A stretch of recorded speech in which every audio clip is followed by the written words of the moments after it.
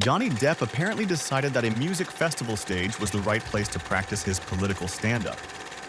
Standing in front of the crowd, he asked a question that probably took the U.S. Security Service's breath away. This is the last time an actor assassinated a president. Excellent.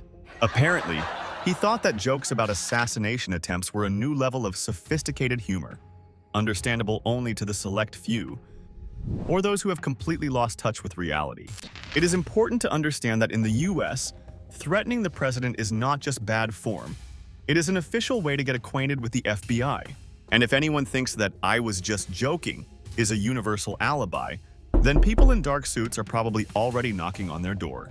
The law interprets such statements very clearly, especially if they are made publicly, to applause and into a microphone. Depp, of course, tried to justify himself after the incident, saying that he had been misunderstood, that it was a cultural reference, and that he, as an artist, was simply expressing his protest.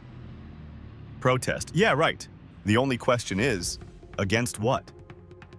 During the presentation of his film Rapture, Johnny Depp apparently decided that the best thing he could do in front of an audience was to experiment a little with politically provocative theater.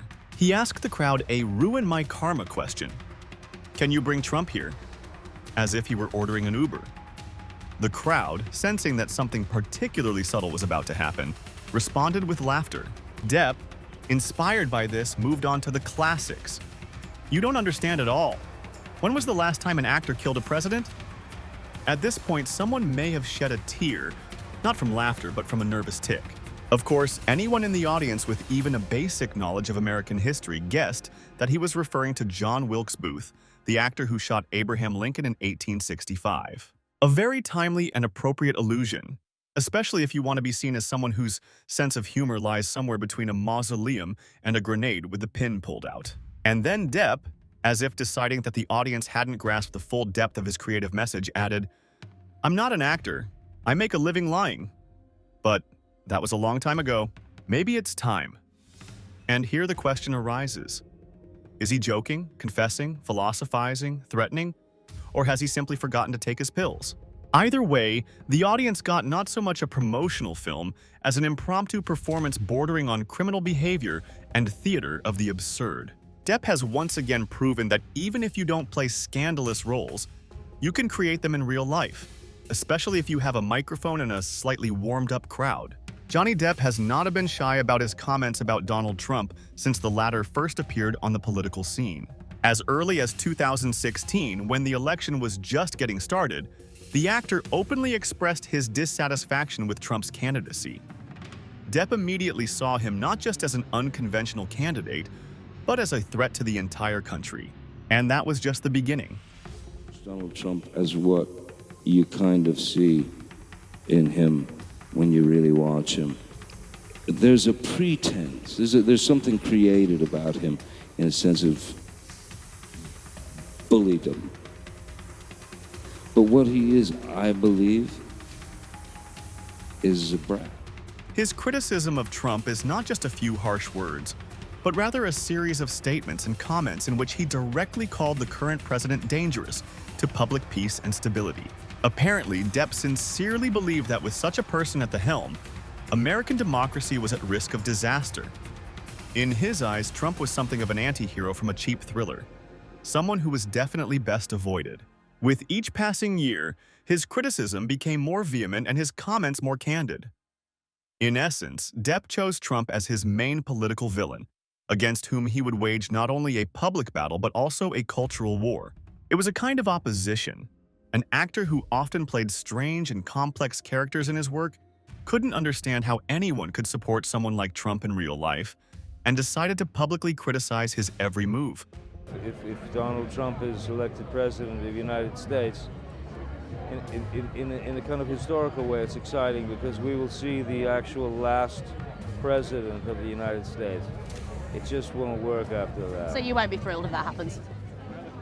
I don't believe in that stuff, you know? Johnny Depp has never hidden his contempt for Donald Trump.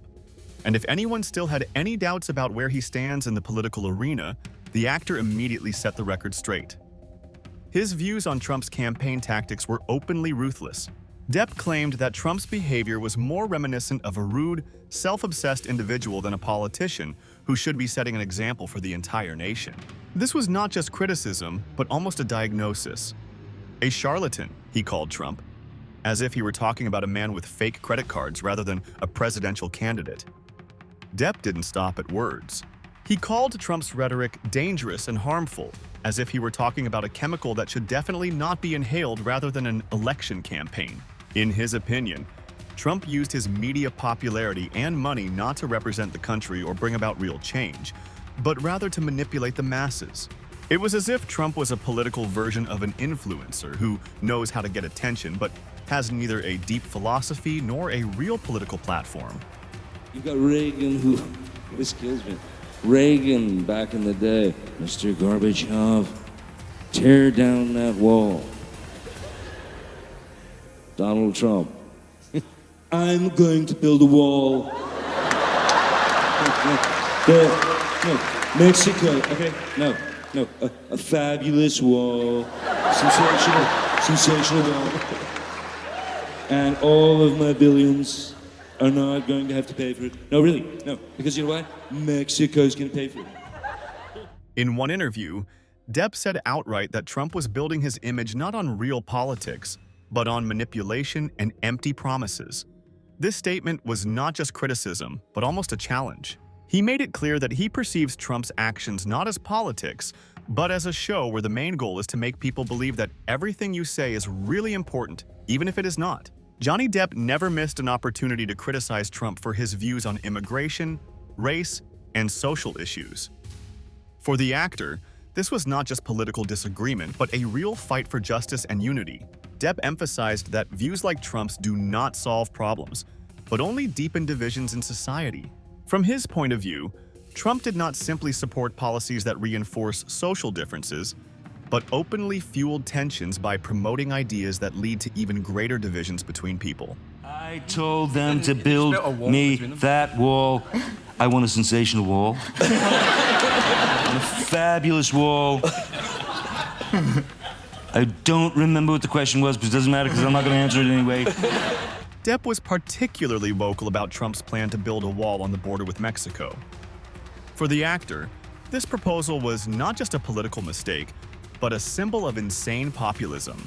He believed that such an approach would not solve the migration problem, but would rather become another element of division, turning the issue into a news story rather than a real solution. In his opinion, it was an empty and dangerous show of force that would do more harm than good. When confronted with jokes about his idea of building a wall on the border between the US and Mexico, Donald Trump responded in his characteristic style, provocatively, confidently, and sometimes with humor. He often denied the validity of such jokes, claiming that critics simply did not understand how border security worked and called them weak.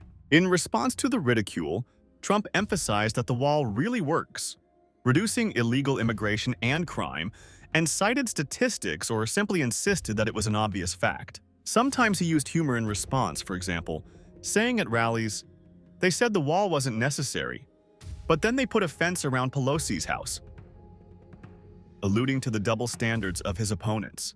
Trump also actively responded to jokes on Twitter, criticizing comedians, shows like Saturday Night Live, and the media, accusing them of bias and spreading fake news. I haven't done it yet. I may do it. If this doesn't work out, probably I will do it. I would almost say definitely. Depp saw this not just as a mistake in policy, but as blatant populism that could only exacerbate existing problems and create new divisions within the country. Instead of working on real problems and seeking comprehensive solutions, Trump, according to the actor, chose the path of cheap promises that were convenient for his political game, but did not solve anything of substance.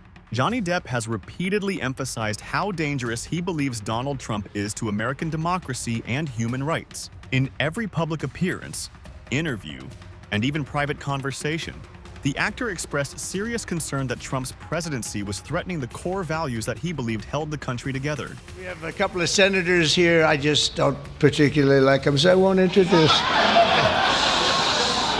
Over the course of this amazing season, the members of this team. For Depp, Trump's aggressive rhetoric was not just political posturing, but a serious threat to domestic harmony and the international image of the United States. He argued that such sentiments risked not only damaging America's standing on the world stage, but also undermining the balance necessary for society to function within the country. How stupid are our leaders? How stupid are these politicians to allow this to happen? Depp often raised the question of how the polarization fueled by Trump could lead Americans to perceive each other not as compatriots, but as enemies. In his opinion, the president should be someone who unites, not divides, and Trump's statements only deepened the divide. These words were not simply an expression of disagreement with Trump's policies, but a real warning that the country could reach a point where it would be too late to repair the damage caused by such rhetoric. At the beginning of his public conflict with Trump, when Depp repeatedly called him a charlatan and claimed that he was dangerous for the country, Trump himself, naturally, did not remain on the sidelines. He responded to the actor's criticism with his typical ironic and even dismissive tone. In his speeches and interviews, Trump claimed that Depp was an insignificant actor whose opinion, in his words, doesn't matter. For Trump, statements by celebrities such as Depp seem to be nothing more than empty verbal excesses that should not be taken seriously. Did you get any feedback from him? He stopped calling me. He did. He said, oh, I'm sorry to hear that. I really am. Well, man. Trump often emphasized that people like Depp had no idea about real politics. He considered himself not just a businessman, but a man who knew how to run a country, and actors and other celebrities, in his opinion, should not interfere in matters of state importance. Trump may have perceived Depp's criticism as something momentary, since the opinions of people far removed from politics were unlikely to carry much weight for him. In his eyes, celebrities were more a part of show business than the serious political arena. However, Trump could not ignore that particular statement in 2017. It became a high point in their conflict when Johnny Depp, speaking at the Glastonbury Festival, joked about the possibility of assassinating the president. The joke caused a real scandal, and Trump was quick to comment on it. In response, he condemned such statements, calling them unacceptable. According to Trump, such jokes are not only inappropriate but also dangerous, as they can incite hatred and violence. For Trump, this was not just an opportunity to criticize Depp. Are you ready? Are you ready? Can I talk? Yeah, what's you the mind? answer? Do you mind? I would like for you to answer the question. Okay, it's very simple to answer. That's why I asked it. It's very simple to, you're a nasty person, I'll tell you. But also a chance to emphasize that such behavior is unacceptable for public figures, especially actors. He stated that jokes about violence, especially against the president, should be condemned at all levels, as they can contribute to creating an atmosphere of aggression. Interestingly, in this case, Trump acted as a defender of the institution of power, defending not only his own image but also the overall moral character of political culture. This statement became another striking milestone in their conflict, with Trump once again using public criticism of Depp as a way to assert his leadership and the unconditional unacceptability of such behavior in the public sphere. With the Make America Great Again. The conflict between Johnny Depp and Donald Trump has become more than just entertainment for drama lovers. It is a real show in which each of them has brilliantly played their part. Depp, as always, is ready for a war of words, and Trump, as always, is confident that each of his responses is political mastery rather than mere rudeness. Instead of discussing real politics, they turned it into a circus, juggling colorful epithets, while the audience, instead of thinking about the substance, enjoyed the show. We're going to be changing the name of the Gulf of Mexico to the Gulf of America.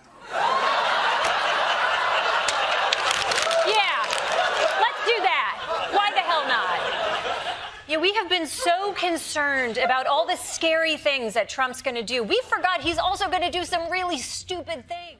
It doesn't matter whose side you're on, Trump or Depp. It's important to remember that when public figures start trading barbs, viewers not only laugh, but also begin to perceive these words as guidance for action. It's no longer just an interesting opinion. At the very least, it's a chance to argue in a bar or pontificate on social media, where every other person suddenly becomes an expert on politics and verbal ethics. So when celebrities start settling scores, it's worth thinking about who really wins.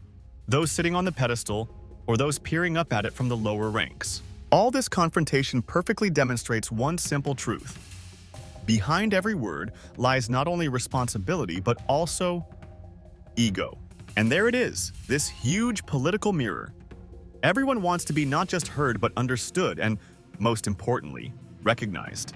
Whether you're Depp, trying to fight for your moral principles, or Trump, convinced that his opinion is not just the truth, but a revelation for humanity. It's important to remember that people are not stupid. Words matter, especially when it comes to people whose opinions are sure to be heard.